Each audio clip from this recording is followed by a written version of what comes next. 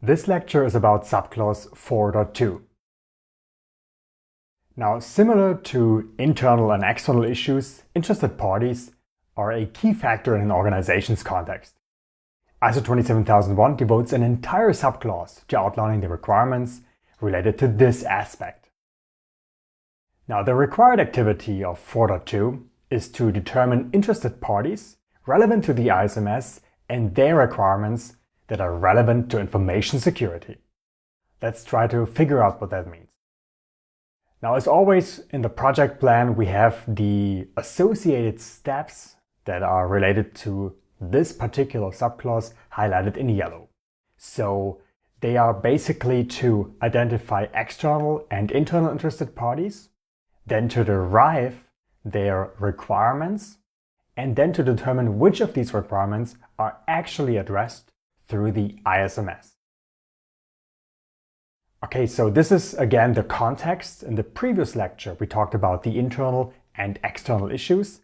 And in this lecture, we're going to talk about the interested parties, meaning internal and external interested parties.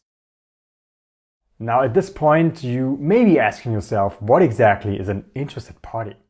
Now, this term, defined by ISO 27000, refers to a person or organization that can be affected by, affect, or perceive themselves as affected by a decision or activity. A way more common term for interested party is stakeholder, which you have probably heard about and you are familiar with. So whenever you hear the term interested party, it's basically a stakeholder. Now, interested parties or stakeholders can be both internal and external to the organization.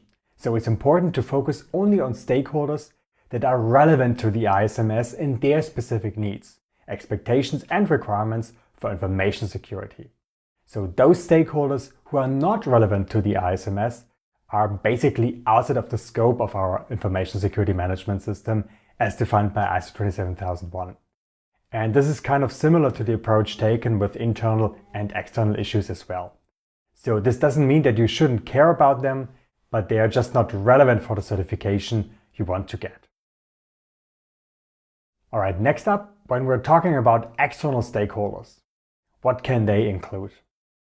Now, they can include, of course, legislators, customers and clients, your suppliers and partners, competitors, law enforcement officials, the general public, if you will, investors or shareholders, but even adversaries that want to do harm to your organization. So what all of them have is in common, external stakeholders are outside of the organization and you have little to no control over them. However, all of them can affect, be affected by, or perceive themselves to be affected by the actions of your organization in terms of information security. Let's now consider internal stakeholders. So unlike external stakeholders, internal stakeholders are within the organization. So there are countless people or parts of the organization that can be considered internal stakeholders.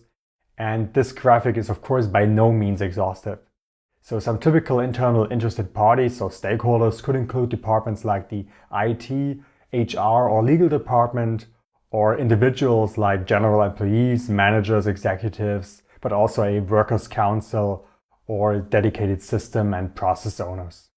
So what all of these internal stakeholders have in common, you do have some sort of control over them, and all of them of course can affect, be affected by, or perceive themselves as affected by an organization's actions related to information security.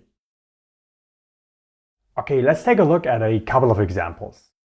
So in this case, we have three interested parties. First up, we have the government. So in this case, the government requires us to be compliant with privacy regulations like the GDPR or the CCPA. So this is a clear requirement that is targeted at information security and that this external interested party is basically demanding from you. Next up, a key customer might require you to obtain an ISO 27001 certification. It might also require you to provide your service in accordance with the promised SLAs, so the service level agreements. So if you are a SaaS or service provider of any kind, your service will have a general availability or uptime, and this customer will have a requirement towards availability, which is part of the CIA triad, and therefore it is covered by information security. Now, a workers' council is of course focused at the rights of your employees. So in this case, the protection of employee data and performance monitoring in line with labor agreements is also something that is within the scope of the ISMS. You have to be aware of the legal, regulatory, and statutory requirements, and therefore this interested party would be satisfied, hopefully, by the actions of your ISMS. Now, in this lecture, we are discussing interested parties and how they impact an organization. But it's also important to understand the power and interest levels of these parties in order to prioritize their needs and requirements for information security. So in this slide, we can see a matrix that displays the power and interest levels of different parties on 2 dimensions. Now, this is often called a power interest grid. This is by no means part of the standard, but it's one way of how stakeholder or interested party management could be handled. Now, in this case, the government has a lot of power over the organization, but it's not overly interested in its success, at least unless you are not a mission-critical company for an entire nation. So they just need to be kept satisfied. On the other hand, employees and the Workers' Council are considered, I'd say, key players that need to be monitored or managed closely, as they have a significant impact on the organization and have a vested interest in its success. Key customers have less of power and influence unless they are like really making up a lot of your annual profits or revenue. So they just need to be kept informed. So by understanding the power and interest levels of your interested parties, organizations usually have an easier time to prioritize their needs and make informed decisions when it comes to information security. And that's it for subclause 4.2.